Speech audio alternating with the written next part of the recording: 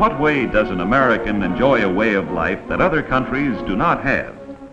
Our people have certain characteristics that built this country to its modern, pleasant way of living, with its unusual opportunities for good jobs, education, and individual freedom.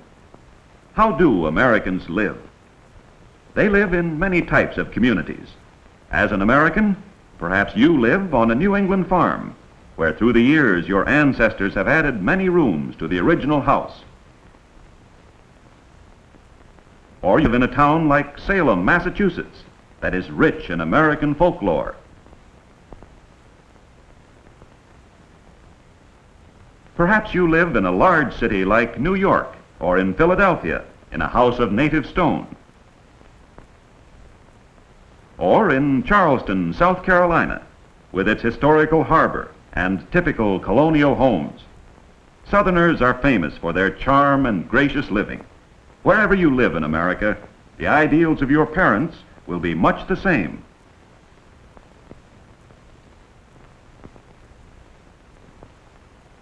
You may live near Miami, Florida. Or you may live in our great Midwest.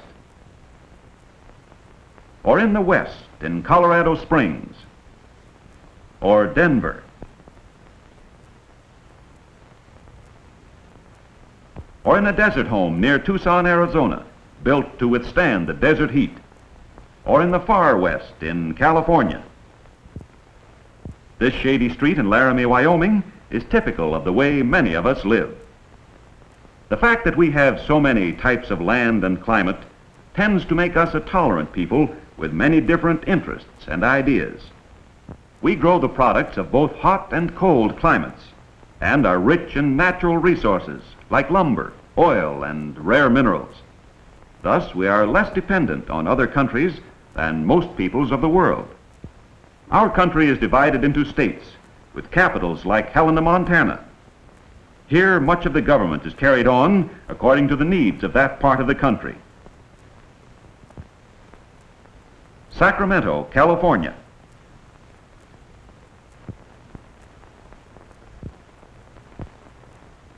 Frankfort, Kentucky.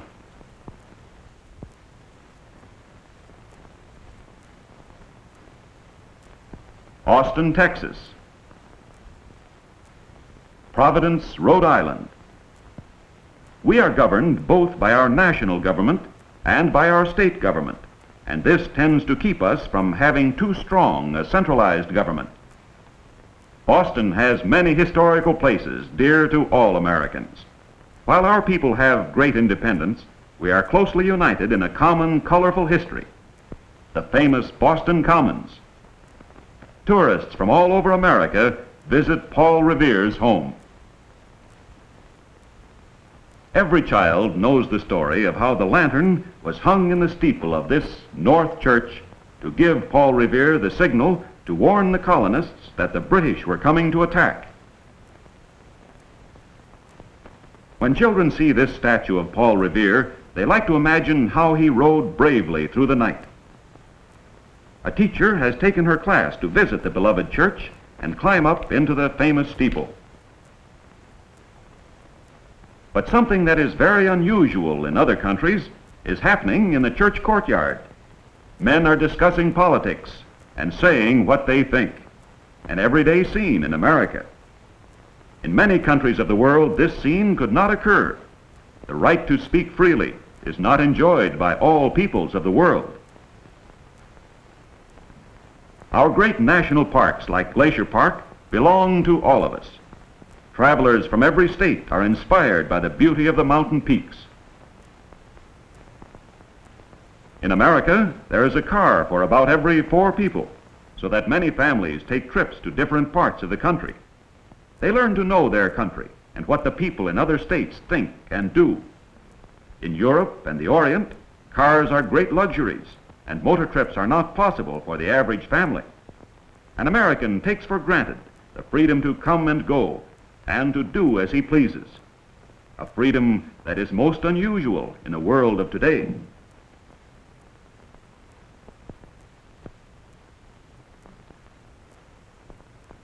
Let's look in on a typical American family on a northwestern fruit farm and see how little Americans start out in life. It is Sunday, and the Kings plan to stay home and relax with their children. Terry, 7, Johnny, 4, and Paul, the baby. They make themselves comfortable around the sand pile, and everything seems happy and serene. But only for a moment. The Kings try at first to let their children work out their own problem. Terry and Johnny both want the same toy, a real fight. Mother scolds. When will these children learn to be kind and generous with each other, to give and take? Father comforts Johnny and tries to make Terry understand that the toy belongs to Johnny. Terry feels ashamed. He will have many growing up pains before he is an adult. From the time American children are very small, they are taught that each person should have consideration. American children are encouraged to think for themselves, to make good decisions.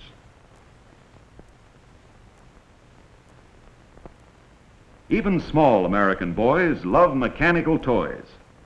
They like to find out what makes them run. Parents encourage this interest, and it's no wonder that we are a nation highly trained in mechanical skills. Paul tries again and again to make his truck run on the board. He is a small boy to be trying so hard, a typical American boy. The boy's cousins live on the adjoining farm, a typical American scene. The family are having a picnic in the backyard. Everyone helps.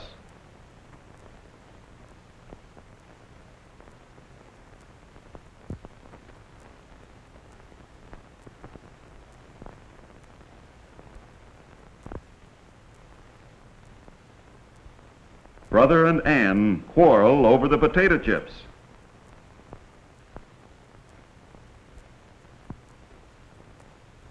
Dad says, "Stop fighting, children." Sometimes it seems as if Dad never has a chance to rest.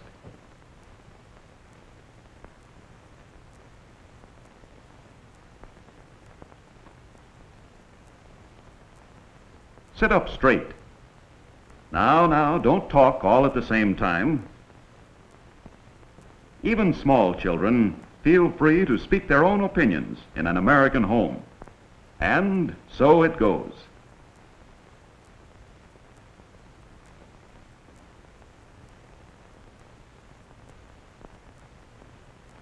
The Carrs have finished dinner and are trying out the new badminton court.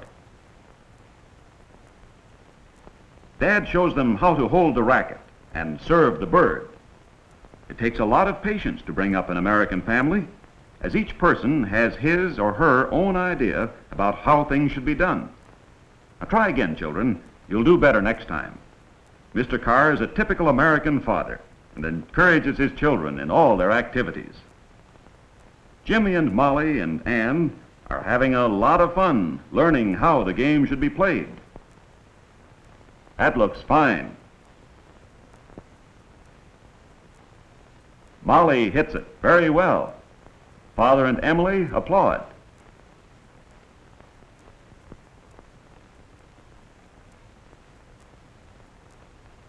Now Jimmy serves. Molly hits a good one, and Jimmy misses, much to little sister's delight. Then Father and Molly show the children how the game should be played.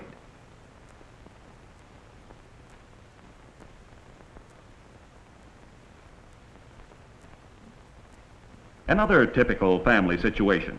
Ann and Molly both plan to ride. Ann has the horse. Then out comes Molly. This time it's Molly's turn, as she has a date to ride with a friend. Well, as usual, Father comes to the rescue. Life is made up of many small decisions. But as we make each one, we are building the type of person we will be when we grow up. As the children grow up, many teachers take a hand in their bringing up. Patiently they explain the lessons, teach them to think and act, and meet their daily problems. to think things through by themselves. And now class is dismissed. Sometimes teachers have to scold, and the world seems discouraging, but it's all part of learning to think for yourself, to live the American way.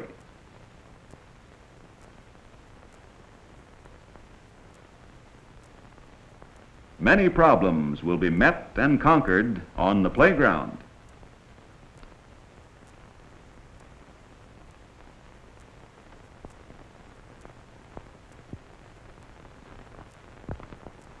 But now to return to the cars. Mr. Carr is inspecting the orchard. Mother and Emily go along. Father shows Emily which cherries are ripe and just how to pick them without injuring the stems.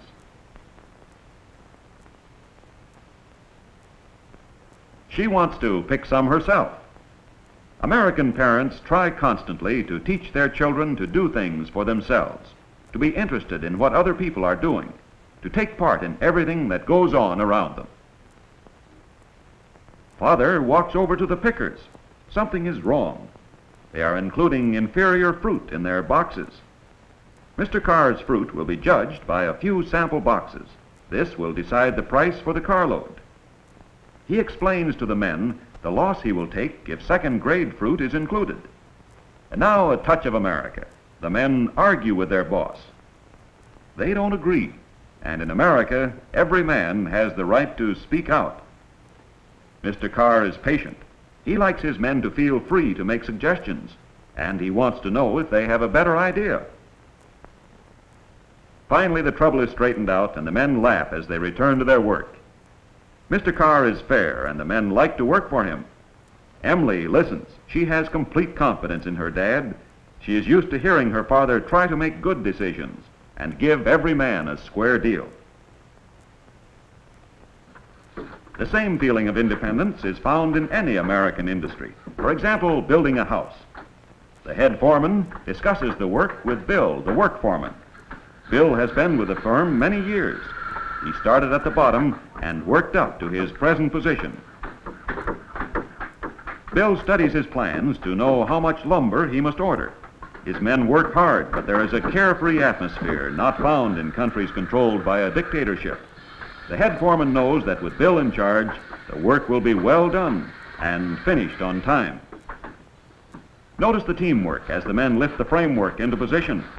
One of the reasons that America has built such great industries is that each man can be depended on to do his bit intelligently and accurately. Men of many nationalities work in the building trades. Bill is always in the center of things. He helps the man lift the boards and uses a power saw to even the roof. In the United States, individual ability is recognized, and each man has a chance to make good.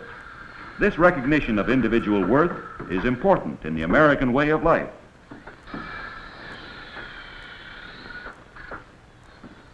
The work continues.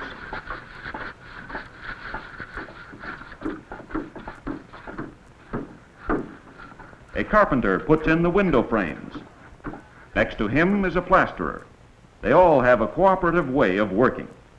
Bill and his men are a good illustration of how work is done in America. The difference in the attitude of men in a free country and one controlled by a dictatorship.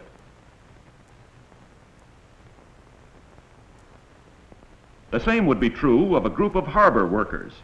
As they wend their way home at night, they will say what they think with no fear of interference. It is hard to realize here that in some countries the people are afraid of their governments. The same freedom of speech would be true in this Pennsylvania steel plant, in this Texas oil industry, or in this South Carolina match factory. At this Long Beach Ford plant, notice the cars of the workmen. Workmen in foreign countries do not go to their jobs in cars, nor do they have such luxuries as electric stoves, washing machines, irons, radios, and television sets. We take these luxuries for granted, but more important is the chance we have to go further in our free public schools. The opportunities provided by our state universities, such as the University of Wyoming, are within the means of a great many of our families. the University of Kentucky. American children have a better chance to make good because of their higher average education. The University of New Hampshire, the University of Florida.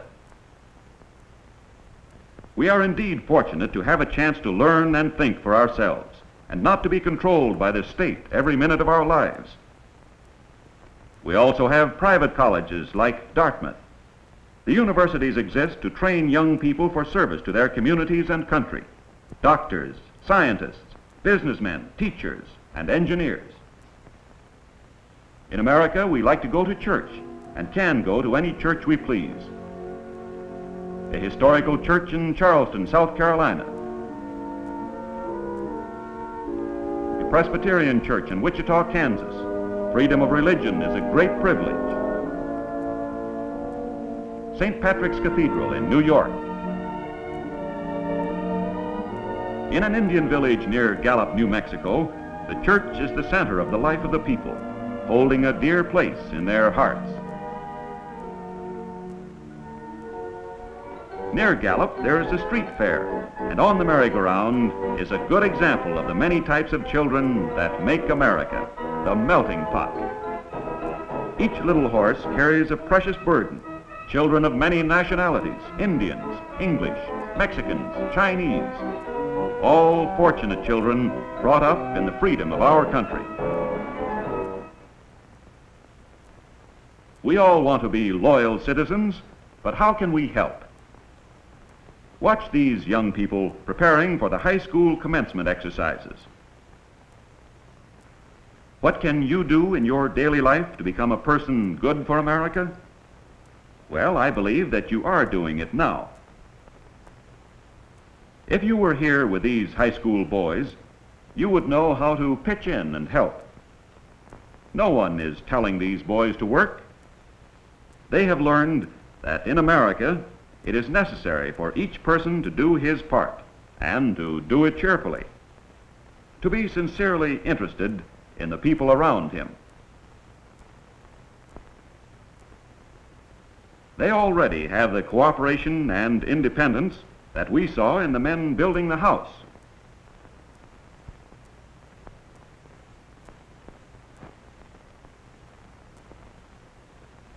They listen to the advice of their teacher, but each boy feels free to give his own opinion.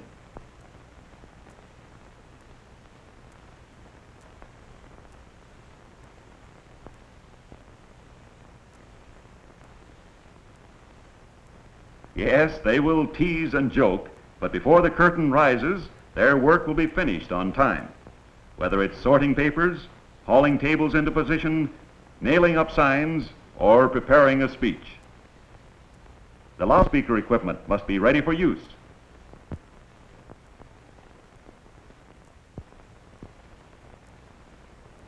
Rehearsal is over, and the young people hurry home to get ready for the big event tomorrow.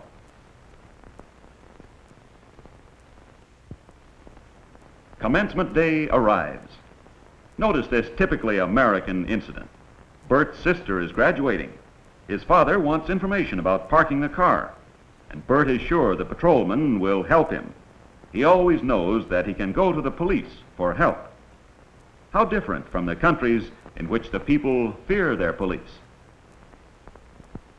People coming from these countries tell us that our greatest American privilege, the thing we can be most thankful for, is our freedom from fear. Bert's sister will have many decisions to make, but she is trained to make her own decisions the American way. They are serious as they enter the stage, realizing as never before that our way of life is being attacked and that its survival lies in their hands. They will meet each crisis of their lives with judgment and integrity, because behind each thought and decision lies their heritage and bringing up in the American way, at home, at school, at church, and in their various activities. If each one of us does his job well and thinks straight, if we all work together, it becomes a mighty force. A force like many drops of water that form in the clouds over the mountains. In the cold air, these fall as snowflakes and make the beautiful snowdrifts. On warm days, the snow melts and trickles down the ravines. These small streams join until they become raging torrents, roaring down the mountainsides. Truly, the small drops of water, by uniting, have become a great force. On the west side of the divide, these rivers may flow into the Columbia River.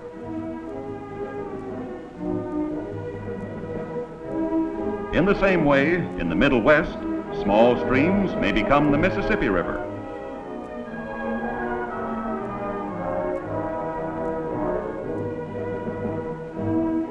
In the Far East, the Niagara River flows over the high cliffs to become Niagara Falls. In the same way, throughout the length and breadth of our country, each one of you doing your part at home, at school, and at play is building a force that is capable of keeping America safe.